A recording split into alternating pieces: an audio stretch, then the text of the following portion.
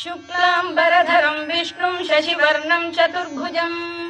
प्रसन्नवदनं ध्यायेत् सर्वविघ्नोपशान्तये। व्यासं वसिष्ठनप्तारं शक्तेः पौत्रमकल्मषम् पराशरात्मजं वन्दे शुकतातं तपोनिधिं। व्यासाय विष्णुरूपाय व्यासरूपाय विष्णवे नमो वै ब्रह्मनिधये वासिष्ठाय नमो नमः। अविकाराय शुद्धाय नित्याय परमात्मने सदैकरूपरूपाय विष्णवे सर्वजिष्णवे यस्य स्मरणमात्रेण जन्म संसारबन्धनात् विमुच्यते। नमस्तस्मै विष्णवे प्रभविष्णवे। ॐ नमो विष्णवे प्रभविष्णवे। श्रीवैशम्पायन उवाच श्रुत्वा धर्मानशेषेण पावनानि च सर्वशः युधिष्ठिरः शान्तनवं पुनरेवाभ्यभाषत। युधिष्ठिर उवाच किमेकं दैवतं लोके किं वाप्येकं परायणम् स्तुवन्तः कङ्कमर्चन्तः प्राप्नुयुर्मानवा शुभम्। को धर्मः सर्वधर्माणां भवतः परमो मतः किं जपन्मुच्यते जन्तुर्जन्म संसारबन्धनात्। श्रीभीष्म उवाच जगत्प्रभुं देवदेवमनन्तं पुरुषोत्तमं स्तुवन्नाम सहस्रेण पुरुषः सततोत्थितः तमेव चार्चयन् नित्यं भक्त्या पुरुषमव्ययम्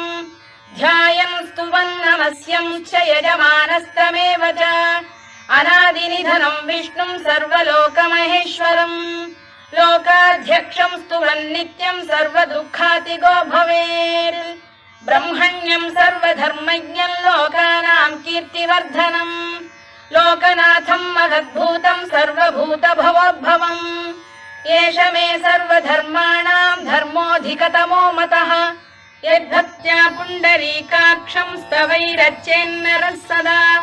परमं यो महत्तेजः परमं यो महत्तपः परमं यो महद्ब्रह्म परमं यः परायणम् पवित्राणां पवित्रं यो मङ्गलानां च मङ्गलम् दैवतं देवतानां च भूतानां यो व्ययः यतः सर्वाणि भूतानि भवन्त्यादियुगागमे यस्मिंश्च प्रलयं यान्ति पुनरेव युगक्षये तस्य लोकप्रधानस्य जगन्नाथस्य भूपते विष्णोर्नाम सहस्रं मे शृणु पापभयापहम् यानि नामानि गौणानि विख्यातानि महात्मनः ऋषिभिः परिगीतानि तानि वक्ष्यामि भूतये। ऋषिर्नाम्नां सहस्रस्य वेदव्यासो महामुनिः छन्दोऽनुष्टुप् तथा देवो भगवान् देवकीसुतः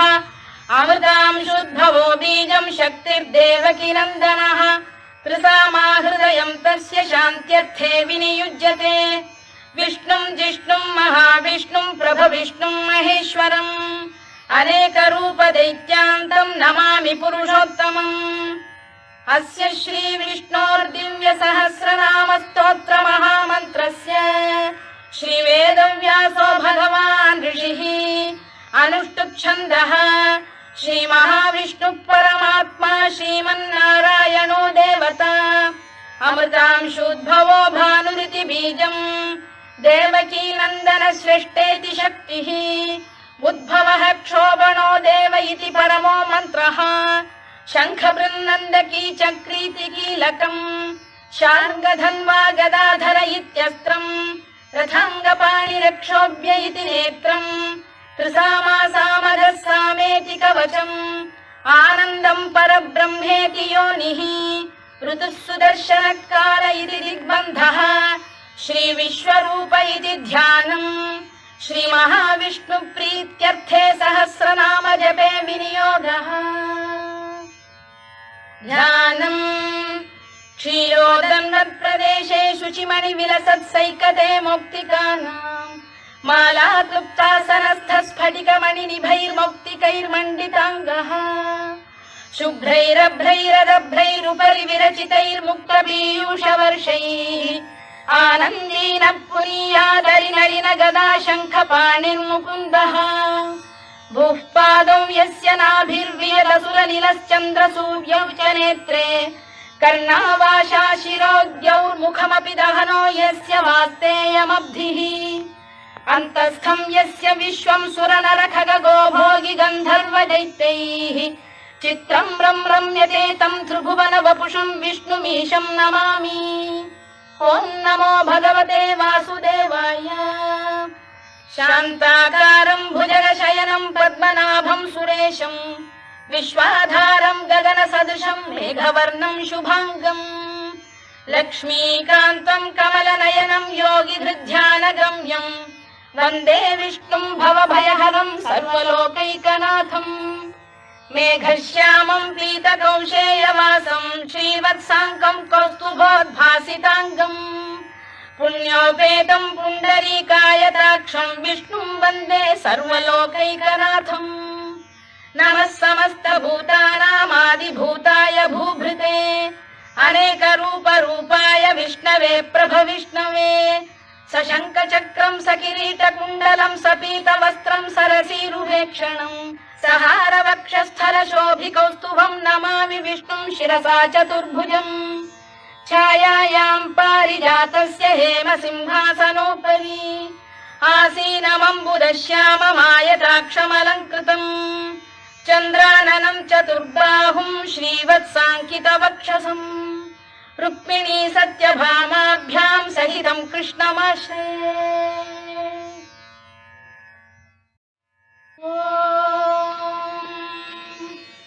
विश्वं विष्णुर्वषत्कारो भूतभव्य भवत्प्रभुः भूतभृद्भावो भूतात्मा भूतभावनः भूतात्मा परमात्मा च मुक्तानां परमागतिः अव्ययः पुरुषः साक्षी क्षेत्रज्ञोऽक्षर एव च योगो योगविदां नेता प्रधानपुरुषेश्वरः नारसिंहवपुः श्रीमान् केशवः पुरुषोत्तमः सर्वः शिवस्थाणुर्भूतादिर्निधिरव्ययः सम्भवो भावनो भर्ता प्रभवः प्रभुरीश्वरः स्वयंभूः शम्भुरादित्यः पुष्कराक्षो महास्वनः अनादिनिधनो धाता विधाता धातुरुत्तमः अप्रमेयो ऋषिकेशः पद्मनाभोऽमरप्रभुः विश्वकर्मा मनुस्पष्टा स्थविष्ठस्थविरो ध्रुवः अग्राह्यः शाश्वतः कृष्णो लोहिताक्षप्रदर्दनः प्रभूतस्त्रिककुब्धाम पवित्रं मङ्गलं परम् ईशानप्राणदप्राणो ज्येष्ठः श्रेष्ठः प्रजापतिः हिरण्यगर्भो भूगर्भो माधवो मधुसूदनः ईश्वरो विक्रमी धन्वी मेधावी विक्रमक्रमः अनुत्तमो दुराधर्षः कृतज्ञकृतिरात्मवान् सुरेशः शरणं शर्म विश्वरेता प्रजाभवः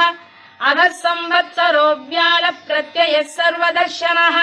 अजः सर्वेश्वरः सिद्धः सिद्धिः सर्वादिरच्युतः वृषाकपिरमेयात्मा सर्वयोगविनिसृतः वसुर्वसुमनः सत्यः समात्मा संविदः समः अमोघः पुण्डरीकाक्षो वृषकर्मा वृषाकृतिः रुद्रो बहुशिरा बभ्रुर्विश्वयोनिश्रुतिश्रवाः अमृतः शाश्वतस्थाणुर्वरारोहो महातपाः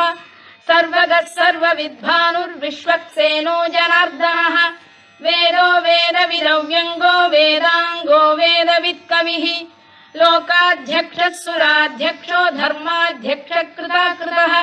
चतुरात्मा चतुर्व्यूहश्चतुर्दंष्टश्चतुर्भुजः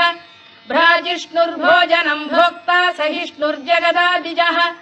अनघो विजयो जेता विश्वयोनिः पुनर्वसुः उपेन्द्रो वामनः प्रांशुरमोघः शुचिरूर्जितः अतीन्द्रः सङ्ग्रहः सर्गो धृतात्मा नियमो यमः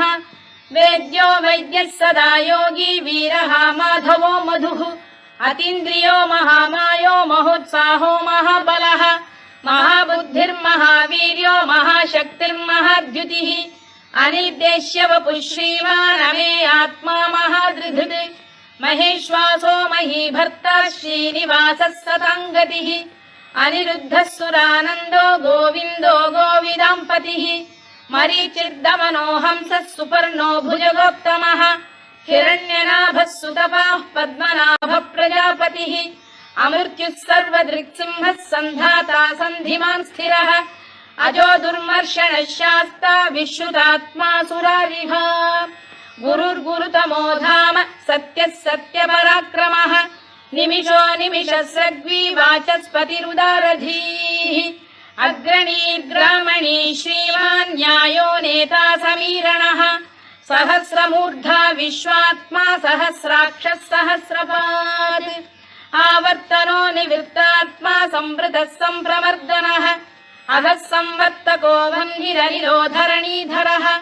सुप्रसाद प्रसन्नात्मा विश्वधृक् विश्वभुग्विभुः सत्कर्ता सत्कृतः साधुर्जन्मुर्नारायणो नरः असंख्येयो प्रमेयात्मा विशिष्टः शिष्टकृच्छुचिः सिद्धार्थ सिद्ध संकल्पः सिद्धिदः सिद्धिसाधनः वृषाही वृषभो विष्णुर्वृषपर्वा वृषोदरः वर्धनो वर्धमानश्च विविक्तः श्रुतिसागरः सुभुजो दुर्धरो वाग्मी महेन्द्रो वसुदो वसुः नैकरूपो बृहद्रूपः शिपिविष्टप्रकाशनः ओजस्तेजोद्युदिधरः प्रकाशात्मा प्रतापनः वृद्धस्पष्टाक्षरो मन्त्रश्चन्द्रांशुर्भास्करद्युतिः अमृतांशुद्धवो भानुः शशबिन्दुः सुरेश्वरः औषधम् जगतः सेतुः सत्यधर्मपराक्रमः भूतभव्यभवन्नाथः पवनः पावनो नरः कामः कामकृत्कान्तः कामः कामप्रदप्रभुः युगादिकृद्युगावर्तो नैकमायो महाशनः अदृश्यो व्यक्तरूपश्च सहस्रजिदनन्तजित् इष्टो विशिष्टः शिष्टेष्टः शिखण्डी नहुषो वृषः क्रोधः क्रोधकृत्कर्ता विश्वबाहुर्महीधरः अच्युतः प्रतिथः प्राणदो वासवानुजः अपां निधिरधिष्ठानमप्रमत्तः प्रतिष्ठितः स्कन्दधरो धुर्यो वरदो वायुवाहनः वासुदेवो बृहद्भानुरादिदेवः पुरन्दरः अशोकस्तारणस्तारः शूरः शौरिर्जनेश्वरः अनुकूलः शतावर्तः पद्मी पद्मनिभेक्षणः पद्मनाभोरविन्दाक्षः पद्मगर्भः शरीरभृत् महर्धिर्वृद्धो वृद्धात्मा महाक्षो गरुडध्वजः अतुलः शरभो भीमः समयज्ञो हविर्हरिः सर्वलक्षणलक्षण्यो लक्ष्मीवान् समितिञ्जयः विक्षरो रोहितो मार्गो हेतुर्दामोदरः सः महीधरो महाभागो वेगवानमिताशनः उद्भवः क्षोभणो देवः श्रीगर्भः परमेश्वरः करणं कारणं कर्ता विकर्ता गहनो गुहः व्यवसायो व्यवस्थानः संस्थानस्थानदो ध्रुवः परद्धिः परमस्पष्टः तुष्टः पुष्टः शुभेक्षणः रामो विरामो विरतो मार्गो नेयो नयोनयः वीरः शक्तिमतां श्रेष्ठो धर्मो धर्मविदुत्तमः वैकुण्ठः पुरुषः प्राणदः प्रणवपृतुः हिरण्यगर्भः शत्रुघ्नो व्याप्तो वायुरधोक्षजः ऋतुः सुदर्शनकारः परमेष्ठी परिग्रहः उग्रः संवत्सरो दक्षो विश्रामो विश्वदक्षिणः विस्तारस्थावरस्थाणुः प्रमाणं बीजमव्ययम् अर्थोऽनर्थो महाकोशो महाभोगो महाधनः अनिर्विण्णस्थविष्ठो भूर्धर्मयूपो महामखः नक्षत्रनेमिर्नक्षत्री क्षमः क्षामः समीहनः यज्ञयुज्यो महेज्यश्च क्रतुः सत्रं सदां गतिः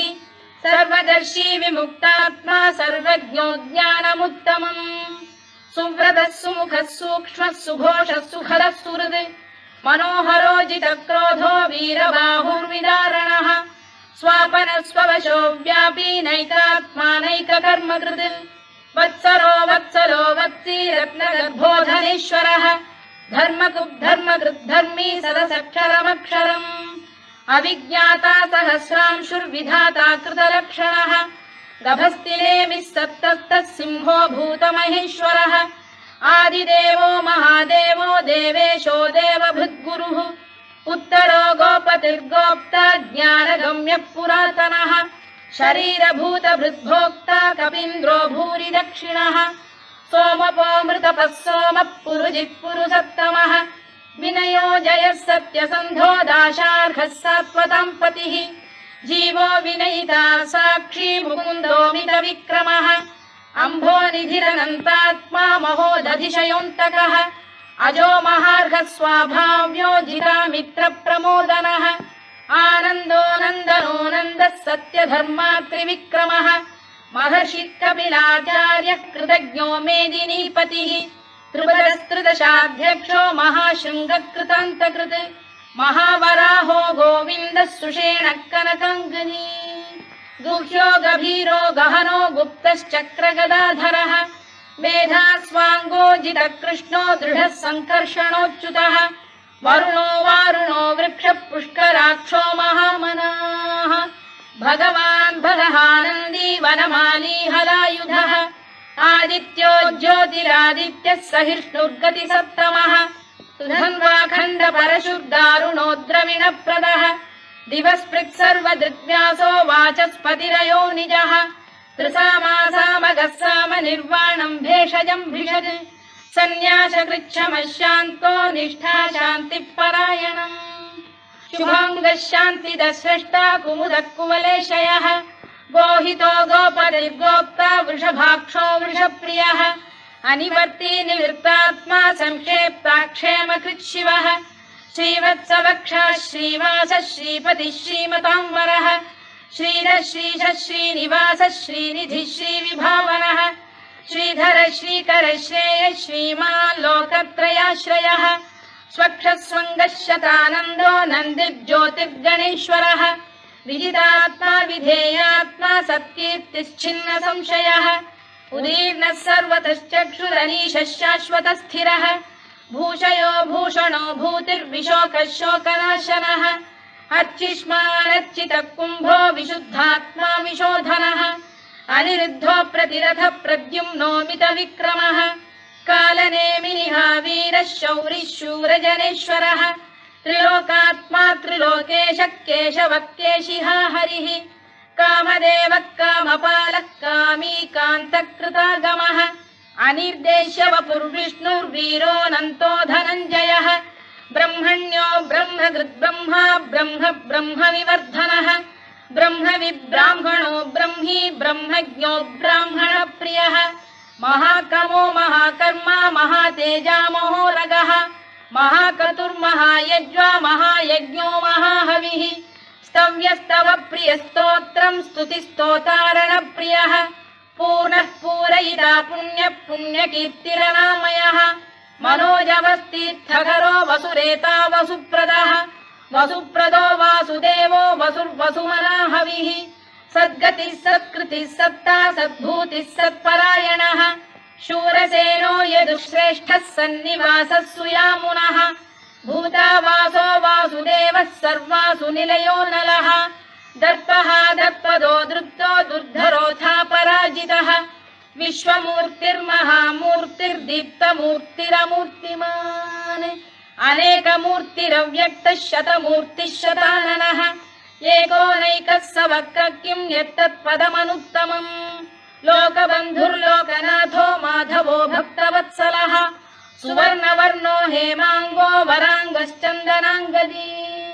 वीरः विषमः शून्यो घृता क्षीरचरश्चरः अमानी मानदो मान्यो लोकस्वामी त्रिलोकधृत् सुमेधा मेधजो धन्यः सत्यमेधाधराधरः तेजो वृषोद्युतिधरः सर्वशत्रभृताम्बरः प्रग्रहो निग्रहो व्यग्रो नैकशृङ्गो गदाग्रजः चतुर्मूर्तिश्चतुर्बाहुश्चतुर्व्यूहश्चतुर्गतिः चतुरात्मा चतुर्भावश्चतुर्वेदविदेकपात् समावर्तो निवृत्तात्मा दुर्जयो दुरतिक्रमः दुर्लभो दुर्गमो दुर्गो दुरावासो दुरारिः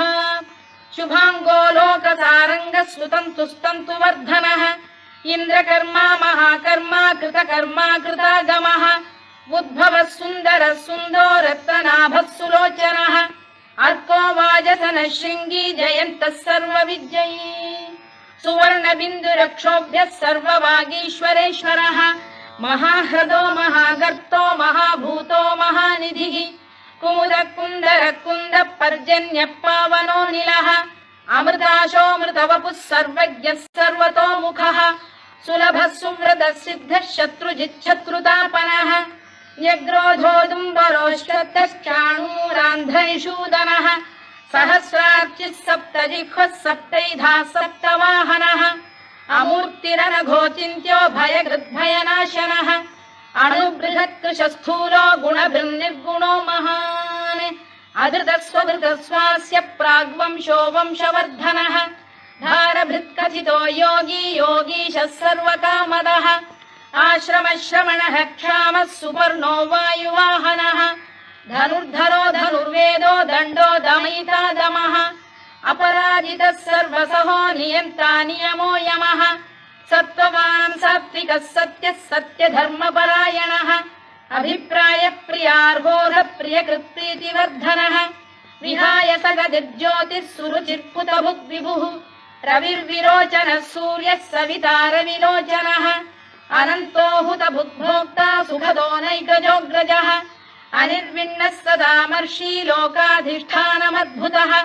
सनातनतमः कपिलः कपिरव्ययः स्वस्तिदः स्वस्तिकृत् स्वस्तिः स्वस्ति भुक् स्वस्ति दक्षिणः आरौद्रः कुण्डली चक्री विक्रम्यूर्जितशासनः शब्दातिगः शब्दसः शिशिरः शर्वरीकरः अक्रूरपेशलो दक्षो दक्षिणः क्षमिणाम्बरः विद्वत्तमो वीतभयः पुण्यश्रवणकीर्तनः उत्तारणो दुष्कृतिः पुण्यो दुःस्वप्ननाशनः वीरः रक्षणः सन्तो जीवनपर्यवस्थितः अनन्तरूपोऽनन्तश्रीर्जितमन्युर्भयापहः चतुरश्रो गभीरात्मा विदिशो व्यादिशो दिशः अनादिर्भूर्भुवो लक्ष्मी सुवीरो रुचिराङ्गदः जननो जनजन्मादिर्भीमो भीमपराक्रमः आधारनिलयो धाता पुष्पहास प्रजागरः ऊर्ध्वगः सत्पथाचार प्राणद प्रणवप्रणः प्रमाणं प्राणनिलय प्राणभृत्प्राणजीवनः तत्त्वं तत्त्वविदेकात्मा जन्म मृत्युजरातिगः भूर्भुवः स्वस्तरुस्तारः सविता प्रपितामहः यज्ञो यज्ञपतिर्यज्वा यज्ञाङ्गो यज्ञवाहनः यज्ञभृद्यज्ञकृद्यज्ञी यज्ञभुग्यज्ञसाधनः यज्ञान्तकृद्यज्ञगुह्यमन्नमन्नाद एव च आत्मयोनिः स्वयं जातो वैखानः सामगायनः देवकीनन्दनः स्रष्टा क्षितीशः पापनाशनः शङ्खबृन्नन्दकी चक्री शार्ङ्गधन्वा गदाधरः तथाङ्गपाणिरक्षोभ्यः सर्वप्रहरणायुधः सर्वप्रहरणायुध ॐ नम इति वनमाली गरीशाङ्गी शङ्खी चक्री च नन्दकी श्रीमान्नारायणो विष्णुर्वासुदेवोऽभिरक्षतु वनमाली गरीशाङ्गी शङ्खी चक्री च नन्दकी श्रीमान्नारायणो विष्णुर्वासुदेवोऽभिरक्षतु वनमाली गरीशाङ्गी शङ्खी चक्री च नन्दकी श्रीमान्नारायणो विष्णुर्वासुदेवोऽभिरक्षतु इतीदं कीर्तनीयस्य केशवस्य महात्मनः नाम्नां सहस्रं दिव्यानामशेषेण प्रकीर्तितम् य इदं शृणुयात् नित्यं यश्चापि परिकीर्तयेत् नाशुभं प्राप्नुयात् किञ्चित् सोमुत्प्रेह च मानवः वेदान्तको ब्राह्मणः स्यात् क्षत्रियो विजयी भवेत् वैश्यो धनसमृद्धः स्यात् शूद्रः सुखमवाप्नुयात्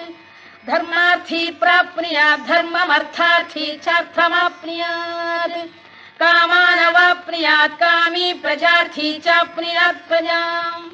भक्तिमान् यः सदोत्थाय शुचिस्तद्गतमानसः